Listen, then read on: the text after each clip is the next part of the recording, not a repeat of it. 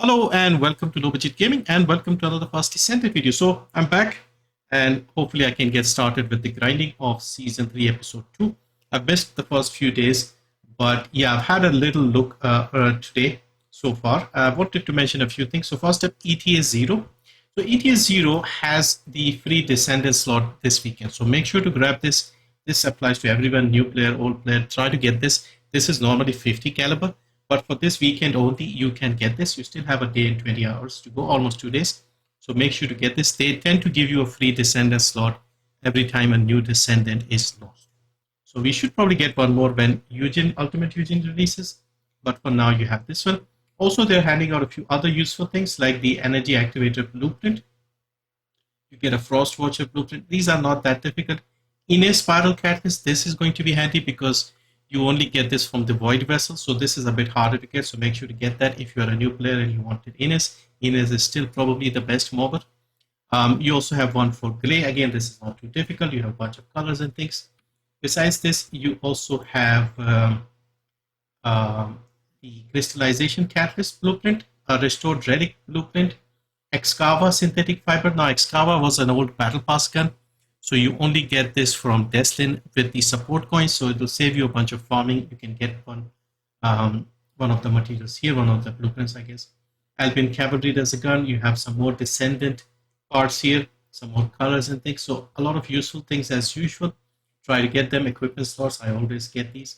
Also, the green tokens and the skins from the Abyss bosses, Lava Citadel and Stormhanger, are still available for another month.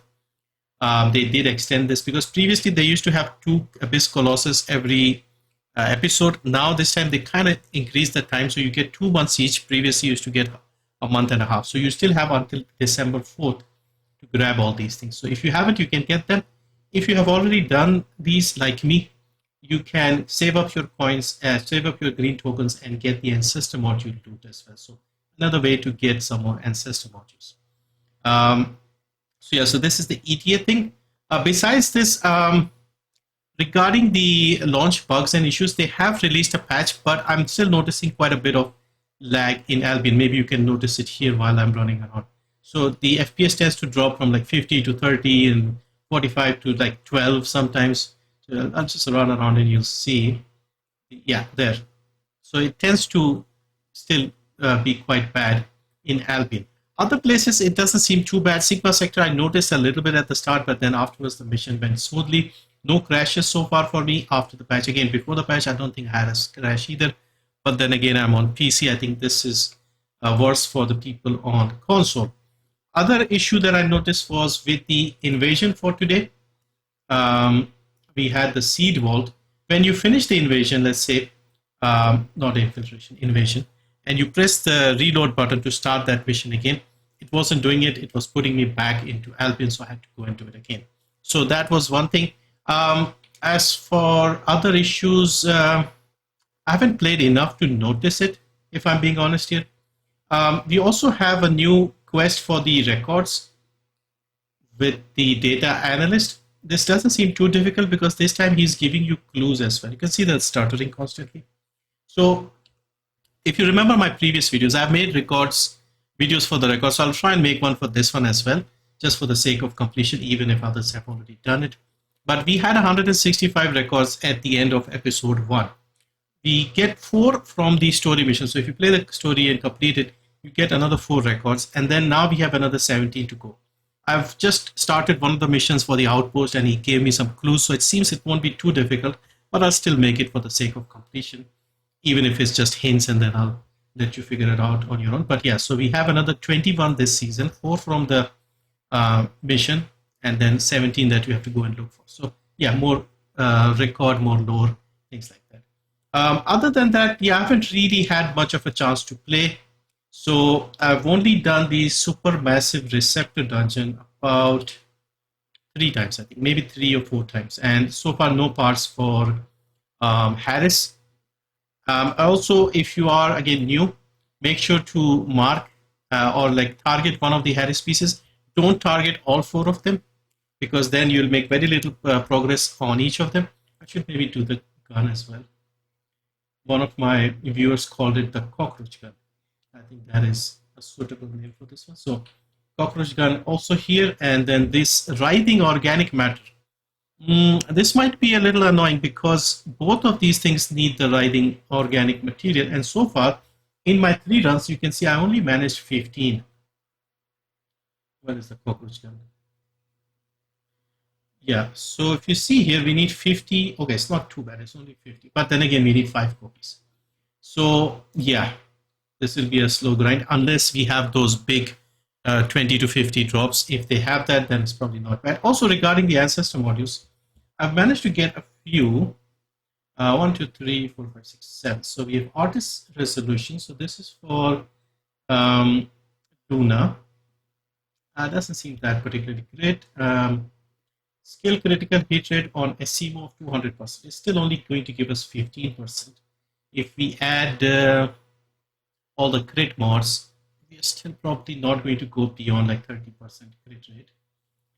Explosive Master, this one again doesn't look particularly great. Maybe I could use this one to reroll and see how that goes. Medic's resolution, again, nothing particularly great here. Tactician's resolution, actually, again, this is 1L, nothing that impressive. Assassin's resolution, oh, I have a critical hit damage for Shadow. I think this is a good one. Yeah, I think this is good. Skill cost is increased a little bit, very little, 8%. It's not going to make much of a difference. 175% crit rate on Sharon. That is good. All right, that is definitely good. And Grenadier defense goes up, tech skill modifier, skill rate. Nothing particular. I think only the Sharon one looks good here. Again, I'll have to spend some time and get a bunch of modules and then figure it out. Anyway, so first impressions are, again, content-wise seems good. We still need to sort out the lagging and the stuttering that we are getting in Albion and other places as well, let's say. Pattern Flores. Now, Pattern Flores, I'm still not sure if he is considered a commander or an elite, because we are getting additional damage multiplier versus Legion of Darkness elites. He is a Legion of Darkness, but is he just an elite or a commander? Because if we see the other swords, if you look at the Manus gives multiplier versus Legion of Breach commanders, so meaning the Scarab, for example. And the Shadow gives Legion of Immortality elites, the electric elites. So I'm guessing all the usual stuff. I don't know if this is against the Void Vessel guy. I forgot his name, the boss. Is he also considered a commander? He should be considered a commander, or maybe he's just an elite. But anyway, each of these swords are giving you a 4x against a particular type of enemy. If this is giving against Flores, then this is good. I've only managed 1 copy so far because I'm only at 7 or 8 on the battle pass. Have they fixed that battle pass issue though? It is free, you can see. Previously, all of them were like only on the paid one, but 3 of them should be free. So you can see at 11, it's free. At 4 is paid, so I got this one, and this one is free. And there'll be 2 other free ones, so one at 19, one at 27. And 35 will be paid. So by 35, you can get all 5 copies of the sword. And sword does look good. So yeah, so I have to get started. I'll try and do the records first. Then we can do, maybe I'll try and, farm the Descendants. Hailey, I've managed to get one of her Transcendent modules, the camo sniper one. And yeah, I'm more interested in the mobbing one. And I think with Hailey and with Harris, it's probably those 2 are designed for the new dungeon. I'll see how Viesa does as well. Because again, the enemies are Legion of Darkness, weaker to chill. So maybe Viesa is not a bad play there, and give her the sword, maybe that might work. But yeah, I've so far tried with Ines and Glay. Glay was significantly easier to do than Ines. But I did have a chill restored relic, so that was helping. But anyway, just wanted to mention that I'm back, and hopefully I can get started with the rest of the content. You can see a bit of starter there. But yeah, I'll be getting on and making the videos as usual. Let me know what you think so far. I hope we get another patch soon for the performance issues, especially the Albion stuttering. But yeah, thank you for watching. See you next time.